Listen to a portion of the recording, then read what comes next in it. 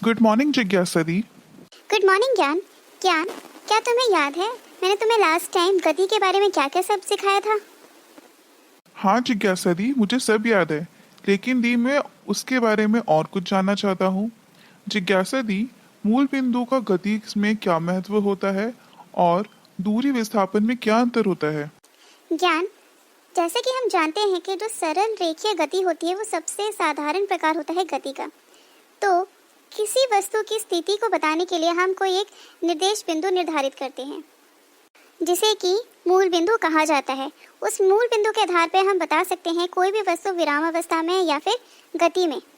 अगर कोई वस्तु अपने मूल बिंदु से हटती है तो वह वस्तु गति में है, लेकिन अगर कोई वस्तु अपने मूल बिंदु पर निर्धारित है तो वह विराम अवस्था में है। दी, मूल बिंदु तो समझ आ गया, लेकिन दूरी और विस्थापन में क्या अंतर है?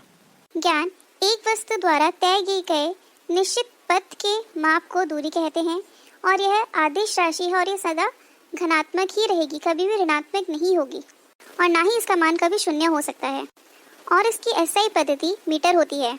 ज्ञान, हम ए को मूल बिंदु मान लेते हैं जहाँ पे तुम अभी खड़े हो। तुम अपने स्कूल में हो, अब तुम स्कूल से घर जाना है तो तुम्हारे पास दो रास्ते हैं, या तो तुम ए से बी डायरेक्ट चले जाओ या फिर तुम ए के बाद सी डी ई एफ रास्ते पे जाने के बाद तुम जाओ बी पर। अगर तुम ए से बी डायरेक्ट जाते हो तो इसे हम कहेंगे विस्थापन, लेकिन अगर तुम पहले ए के बाद सी के बाद ई के बाद डी और डी के बाद एफ बिंदु पे जाके फिर बी बिंदु पे जाते हो तो उसे हम कहेंगे दूरी। इसको और अच्छे से समझते हैं, इस चित्र को देखो ज्ञान।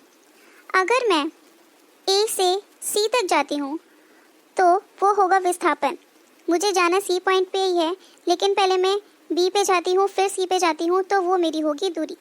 तथा हम दूरी को कह सकते हैं कि किसी वस्तु द्वारा प्रारंभिक स्थिति मूल बिंदु से अंतिम स्थिति के बीच तय की गई दूरी दूरी कहलाती है।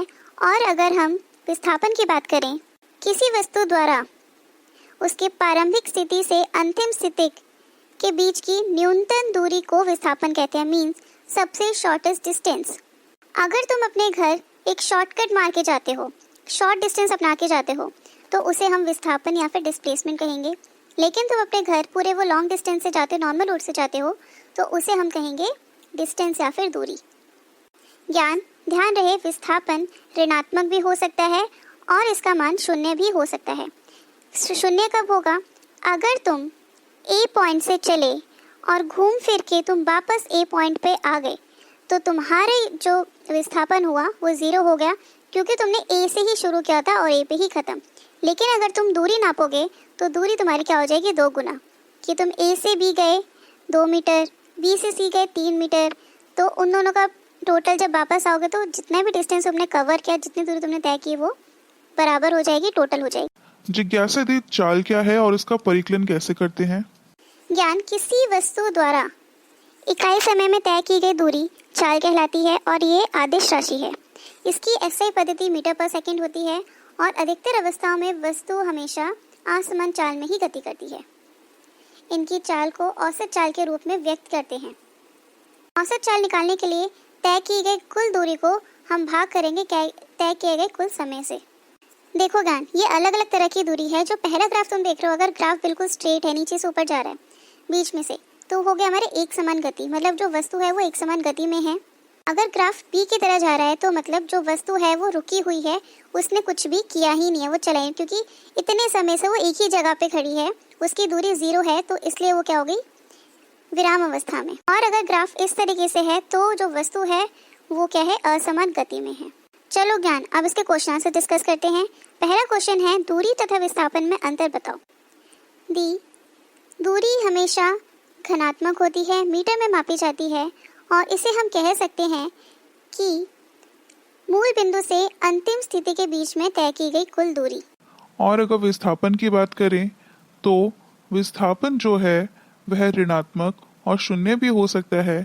उसके साथ साथ विस्थापन को हम बताएंगे मूल बिंदु और अंतिम स्थिति के बीच की न्यूनतम दूरी। ज्ञान, अगर एक कार 20 मीटर की दूरी 5 सेकंड में तथा आने वाले 20 मीटर की दूरी 3 सेकंड में तय करती है तो कार की औसत चाल क्या होगी? दी औसत चाल निकालने के लिए हम औसत चाल का फॉर्मूला लगाएंगे। फॉर्मूला है तय की गई कुल दूरी भाग में लिया गया कुल समय। तो दी कुल दूरी है 20 मीटर जमा में 20 मीटर भाग में कुल समय 3 सेकंड जमा में 5 सेकंड। 20 जमा में 20 40, 3 जमा में 5 8, तो 40 डिवाइडेड बाय 8 हो गया 5। तो आंसर आया हमारा औसत चाल है 5 मीटर पर सेकंड। गुड ज्ञान। अब ये बताओ, चाल को परिभाषित कर उसका एसआई मात्रक। दी किसी वस्तु द्वारा इकाई समय में तय की गई दूरी चाल कहलाएगी और उसका एसआई मात्रक मीटर पर सेकंड है। ज्ञान, दिए गए ग्राफ में समय दूरी ग्राफ में वस्तु ABC में किसकी गति सबसे ज्यादा है? दी ए की। तो दोस्तों, ये थी हमारी आज की कक्षा 9 की वर्कशीट विज्ञान की।